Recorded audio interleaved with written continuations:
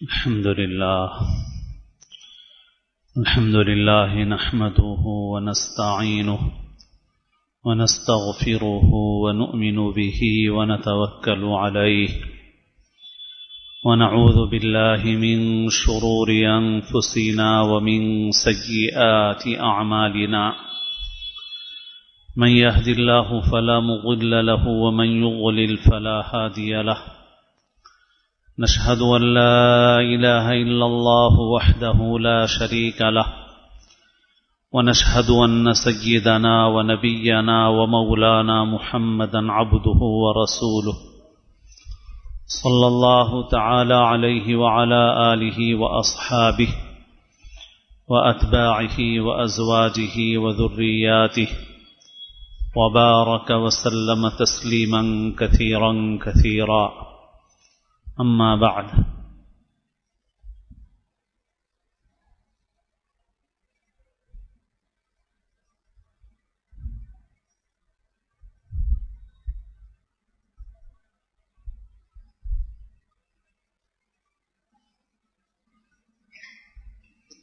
قابل احترام بزرگوں، عزیز دوستوں اور ساتھیوں، اللہ تعالی نے ہمیں انسان اور مسلمان بنایا ہے۔ ہمارے باپ حضرت آدم علیہ الصلاۃ والسلام ہیں، وہ پہلے انسان ہیں، اور پھر اللہ نے ان کے ذریعے سے پوری دنیا میں انسان پھیلائے۔ اللہ تعالیٰ نے حضرت آدم کو پیدا کیا اور ان کو علم کی خصوصیت عطا فرمائی۔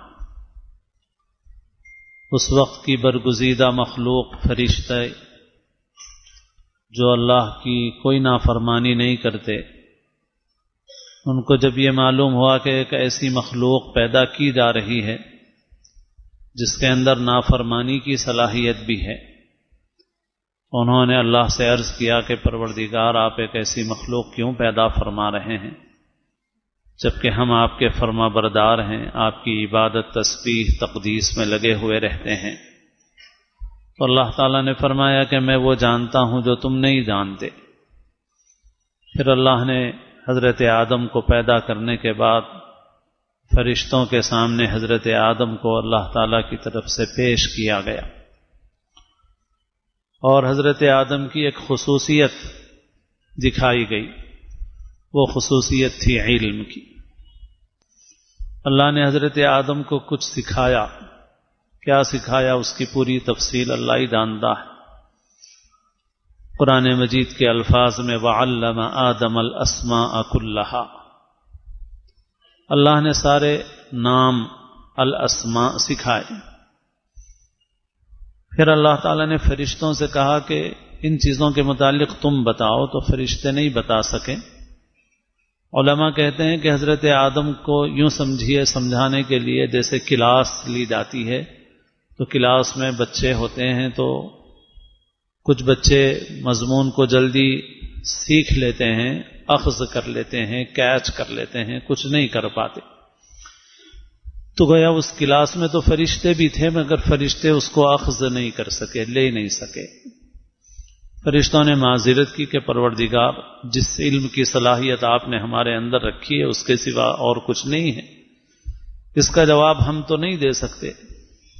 پھر اللہ نے حضرت آدم سے کہا کہ یا آدم انبئہم باسمائہم، تو حضرت آدم نے فر بولنا شروع کر دیا، بیان کرنا شروع کر دیا۔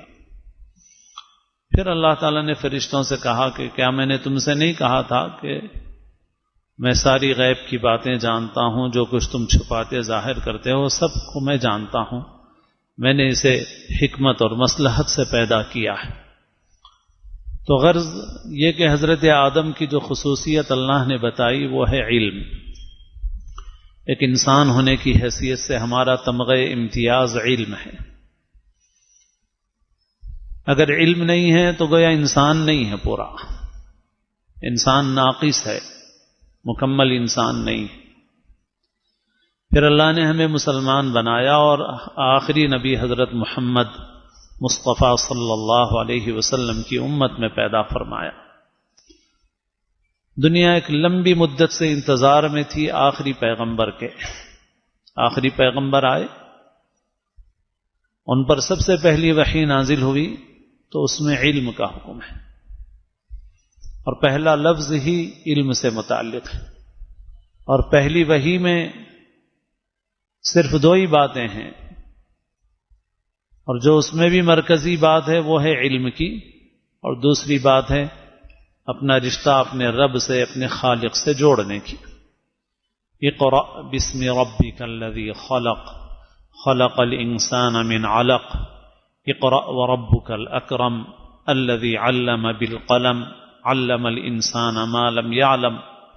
پڑھو اپنے رب کے نام کے ساتھ جس نے پیدا کیا، انسان کو خون کی پھٹکی سے پیدا کیا۔ پڑھو اور تمہارا پروردگار بہت کرم فرمانے والا ہے، جس نے قلم کے ذریعے سے علم سکھایا، انسان کو وہ علم سکھایا جو انسان جانتا نہیں تھا۔ بس صرف اتنی آیتیں نازل ہوئی۔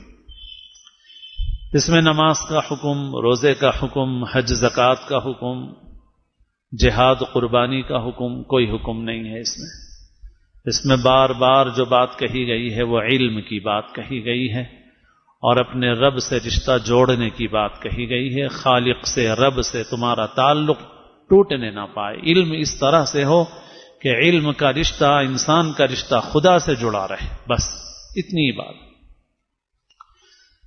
تو اس اعتبار سے ایک مسلمان کے لیے بھی جو سب سے بنیادی چیز ہے وہ علم ہے، اور اللہ کے نبی صلی اللہ علیہ وسلم نے ایک ایسی امت تیار فرمائی تھی جو علم کے قافلے میں سالار کارواں کی حیثیت رکھتی تھی، اور پھر مسلمانوں کے جو ابتدائی دور ہیں وہ بہت ہی روشن ہیں اس اعتبار سے کہ پوری دنیا میں مسلمان علم کی قیادت کر رہے تھے۔ مگر پھر ہمارے اعمال کی شامت سے زوال آیا، اور مختلف جہتوں سے زوال آیا، اور آج جو حالات ہیں وہ ہمارے سامنے ہیں۔ ان حالات میں مسلمانوں کو پھر اپنی نشأت ثانیہ کے لیے علم کی طرف توجہ دینا ہے، اور وہ شرط لازمی ہے جو مسلمانوں کو دی گئی ہے، یعنی وہ علم ایسا ہو کہ اپنے خالق سے، اپنے رب سے رشتہ مضبوط کرے، ایسا علم نہیں جو خالق سے، رب سے رشتے کو کمزور کرے۔ اس وقت دنیا میں علم ہے لوگوں کے پاس مختلف قسم کا، اور وہ علم دنیا میں فساد پیدا کر رہا ہے، اس لیے فساد پیدا کر رہا ہے کہ اس علم کا رشتہ رب سے اور خالق سے نہیں ہے۔ غرض یہ کہ مسلمانوں کو مجموعی طور پر پوری دنیا میں، اور خاص طور پر اس ملک کے مسلمانوں کو جو جد و جہد کرنی ہے اللہ سے تعلق کے ساتھ، جو سب سے اہم بنیاد ہے، جو جان کی طرح ہے، جو روح کی طرح ہے، اس سے ہم کسی وقت بھی ایک لمحے کے لیے بھی ہم اس سے کٹ نہیں سکتے، وہ ہے تعلق مع اللہ۔ اس تعلق مع اللہ کے ساتھ جو عملی کام کرنے کی ضرورت ہے مسلمانوں کو، اس میں سر فہرست تعلیمی جد و جہد ہے، تعلیمی جد و جہد، اور سب سے بنیادی چیز تو دین کا علم ہے۔ مسلمان تو اس کے بغیر رہ ہی نہیں سکتا۔ اس کی ایمانیات صحیح ہو، اس کا عقیدہ صحیح ہو، اس کی عبادتیں صحیح ہوں، اس کا تعلق اپنے رب کے ساتھ، اپنے خالق و مالک کے ساتھ صحیح ہو، اور پھر اس کے ساتھ دنیا میں جتنے علوم و فنون ہیں، جائز علوم و فنون، ان سب کو بھی مسلمان حاصل کریں، اور ان کے ذریعے سے انسانیت کی خدمت کریں، انسانیت کی قیادت کریں، اور اللہ نے خلافت فی الارض کا جو منصب انسان کو عطا کیا ہے اس کا حق ادا کریں۔ کام کی ضرورت ہے، گزشتہ بھی چند باتیں عرض کی گئی تھی۔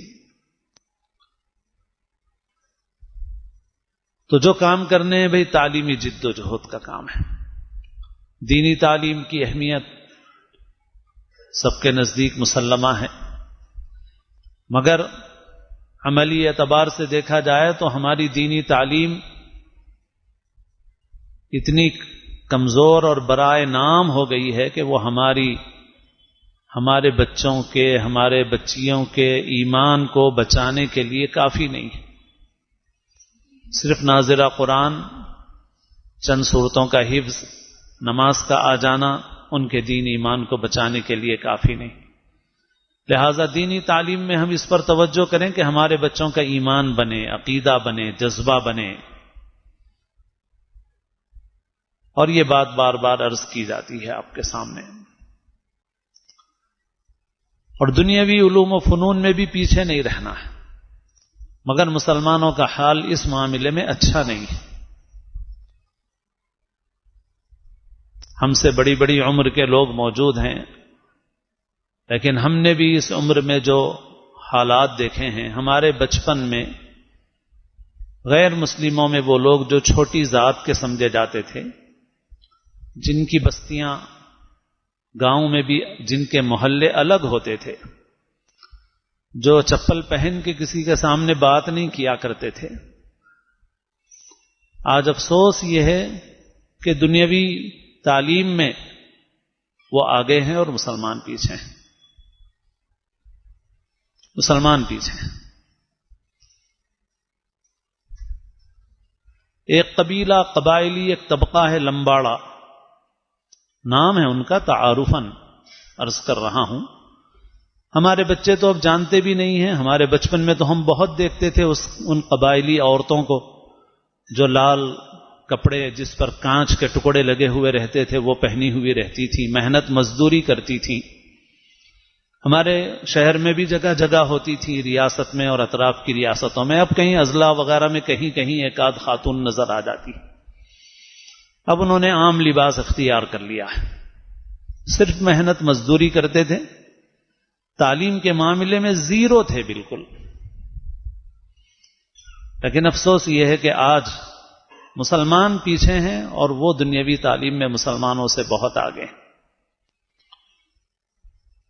میں ہماری ریاست آندھرا ہی کے ایک چھوٹے سے ایئرپورٹ پہ ایک مرتبہ اترا تو جو مولانا مجھے لینے کے لیے آئے تھے، باہر گاڑی میں بیٹھتے ہی انہوں نے بہت خوشی سے کہا کہ مولانا آپ کے انتظار میں باہر تھا اور سب ڈرائیوروں سے بات کر رہا تھا ابھی، اور معلوم ہوا 40 ٹیکسی ڈرائیور مسلمان ہیں، تو وہ بڑے خوش تھے اس پہ کہ مولانا 40 ٹیکسی ڈرائیور مسلمان ہیں۔ تو میں نے تھوڑے چند لمحے خاموشی اختیار کی، پھر میں نے ان سے کہا کہ آپ جس چیز کو خوشی کی چیز سمجھ رہے ہیں وہی چیز ہمارے لیے غم کی چیز ہے۔ اب مسلمان کا مقام یہی رہ گیا ہے کہ وہ اولا اور اوبر کا ڈرائیور رہے، آٹو کا ڈرائیور رہے۔ آپ نے یہ نہیں دیکھا کہ ایئرپورٹ کے اندر کتنے ہیں، کرسی پہ کتنے بیٹھے ہوئے ہیں، سیٹ پہ کتنے بیٹھے ہوئے ہیں۔ آپ کو اس پر خوشی ہے کہ 40 ڈرائیور مسلمان ہیں۔ غم کی بات تو یہی ہے کہ اب مسلمان اسی کام کا رہ گیا، یہی اب مسلمان کی سطح ہے۔ اور وہ قبائلی جن کا میں نے ابھی ذکر کیا، وہ رنگت کے اعتبار سے بھی گورے تھے، گورے ہیں، اور آج وہ گھل مل گئے ہیں۔ آج حکومت سے بہت سے سرکاری محکموں میں، پولیس میں، ٹریفک پولیس میں اور دوسرے ڈپارٹمنٹس میں، محکموں میں وہ ملازمتیں حاصل کر چکے ہیں۔ آج ان کو دیکھ کے کوئی پہچانتا بھی نہیں ہے، جبکہ ہم نے بچپن میں اپنی آنکھوں سے ان کی جو صورتحال دیکھی ہے کہ وہ مزدور پیشہ تھے اور تعلیم زیرو تھی ان کے اندر، زیرو تعلیم تھی۔ محبوب نگر کے ایک صاحب کچھ دنوں پہلے ایسے ہی جمعہ کے بعد تشریف لائے تھے، اور وہ بتا رہے تھے مجھے کہ محبوب نگر کے اسی قبیلے سے تعلق رکھنے والے کئی بچے اعلیٰ عہدوں پر پہنچ گئے ہیں، اور انہوں نے بتایا کہ اسی قبائلی فرقے سے تعلق رکھنے والا ایک نوجوان پڑھ لکھ کے اتنے اونچے عہدے پر پہنچائے کہ اس وقت انہوں نے بتایا کہ وہ مغربی بنگال کا چیف سیکریٹری ہے۔ چیف سیکریٹری کا مطلب یہ ہوتا ہے کہ ریاست تو وہی چلاتا ہے، سیاسی عہدیدار لیڈر جو ہوتے ہیں وہ نہیں چلاتے اصل نظام، اصل نظام حکومت تو پورا چیف سیکریٹری چلاتا ہے. تو مغربی بنگال جیسی بڑی ریاست کا چیف سیکریٹری بن گیا ہے اسی قبیلے سے تعلق رکھنے والا. بھائی ہماری عمر تو کم ہے، ہم سے بڑے یہاں 80 سال کے لوگ ہوں گے، 70 سال کے لوگ ہوں گے. یہ تو ہم نے اپنی آنکھوں سے دیکھا ہے. جو ہمارے بچپن میں زیرو تھے آج وہ ان عہدوں پر پہنچ گئے، آج ملازمتوں میں ان کو مقام مل گیا. ہم کہاں ہیں بھائی، کہاں ہیں میرے دوست؟ اور ہم چھوڑ دیں دوسروں کو بولنا، دوسروں کو گالی دینا، دوسروں کے خلاف باتیں کرنا. ان کو تو وہی کریں گے جو وہ کرنا ہے. آپ ان سے کیوں توقع رکھتے ہیں؟ آپ کیوں کسی سے بھیک مانگتے ہیں؟ آپ جو کر سکتے ہیں وہ کیا کر رہے ہیں؟ بعض لوگوں کے اندر عادت ہے ہر چیز میں علماء کو گالی دینا، جو ان کے اندر نفاق کے جراثیم کی علامت ہے. وہ ملحدوں کے، بے دینوں کے، اسلام دشمنوں کے پروپیگنڈے سے غیر محسوس طریقے پر اپنے اندر جراثیم لے چکے ہیں. ان کے ایمان کو خطرہ ہے. میں غصے میں نہیں کہہ رہا ہوں، نفرت سے نہیں کہہ رہا ہوں، سچی بات کہہ رہا ہوں آپ سے. ہر بات میں علماء کو، یہ مسلمان بچوں کا جو ڈراپ آؤٹ ہے مسلمانوں کی آبادیوں میں، کیا اس کی ذمہ داری علماء پہ ہے؟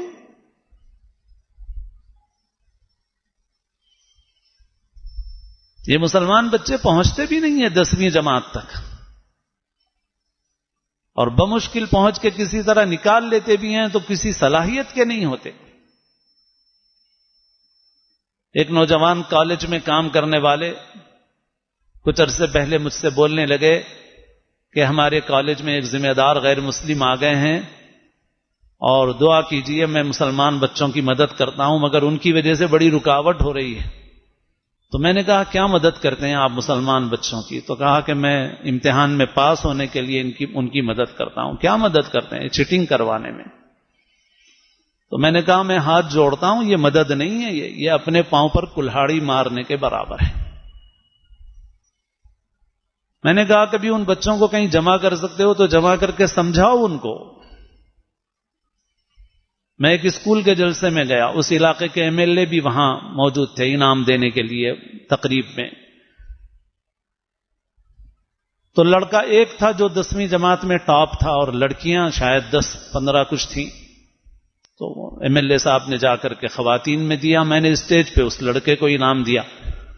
میں نے پوچھا کہ بھئی آپ کے پاس کیا لڑکے زیادہ نہیں ہیں؟ جو ایک ہی لڑکا ٹاپ آیا، لڑکیاں بہت ساری ٹاپ آئیں. تو کہا کہ نہیں ہیں، بچے بھی تو بہت ہیں مگر ٹاپ آنے والے نہیں. میں نے کہا بس اسی لیے کہ یہ بس بائک پہ پھرتے ہیں، اسمارٹ فون استعمال کرتے ہیں، پھٹی ہوئی جینز پہن کے فخر کرتے ہیں، بندروں کے سے بال رکھتے ہیں سر پہ اور بڑے خوش ہیں. بندروں کی اور لنگوروں کی کٹنگ بنا کے بس بڑے خوش ہیں، باپ کے پیسے پہ عیش کر رہے ہیں، بائک پہ پھرتے ہیں، سیل فون لیتے ہیں، رات بھر جاگتے ہیں. ان کے خلاف پولیس کو چبوترا مہم چلانی پڑتی ہے اور رزلٹ ان کا ایسا نکلتا ہے. کون ذمہ دار ہے میرے دوستو اس کا؟ کون ذمہ دار ہے؟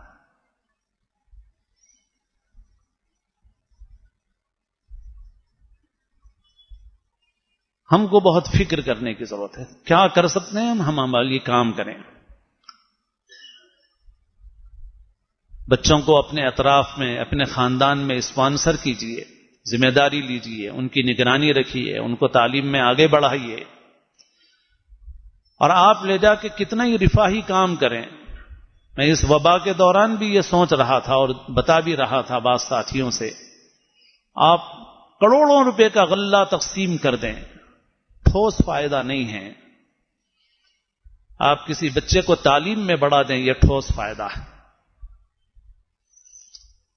مگر یہ وقتی نہیں ہوتا. غلہ تقسیم کرنا وقتی ہے، فوٹو بھی اچھے کھنچ جاتے ہیں، دل بھی بڑا خوش ہو جاتا ہے کہ صاحب تقسیم کر دیا ہم نے. آپ نے کروڑوں کا تقسیم کیا ہو، یہ لیں گے، کھائیں گے، پیئیں گے، کھیلیں گے، بہت سے اپنے مشغلوں میں رہیں گے.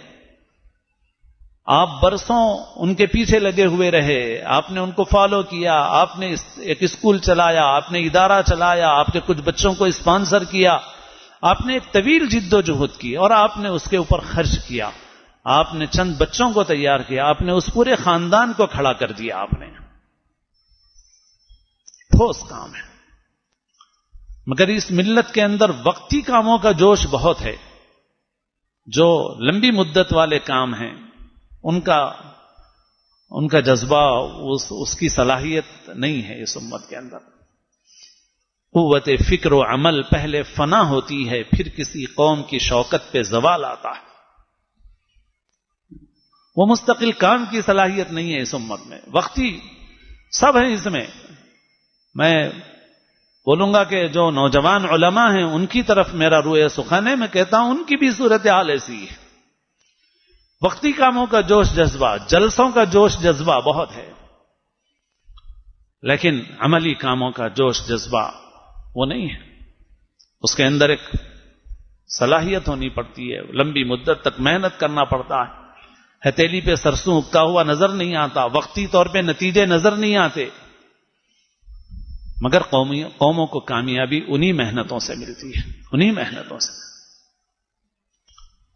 اور دینی مدارس کا کام بھی بہت اہم ہے، دینی مدارس اپنی جگہ بہت اہم ہے، ایک لمحے کے لیے بھی آپ یہ نہ سوچیں کہ ان کی اہمیت کم۔ وہ ہمارے لیے شہرک کی طرح ہے جس کے بغیر جی نہیں سکتے ہم۔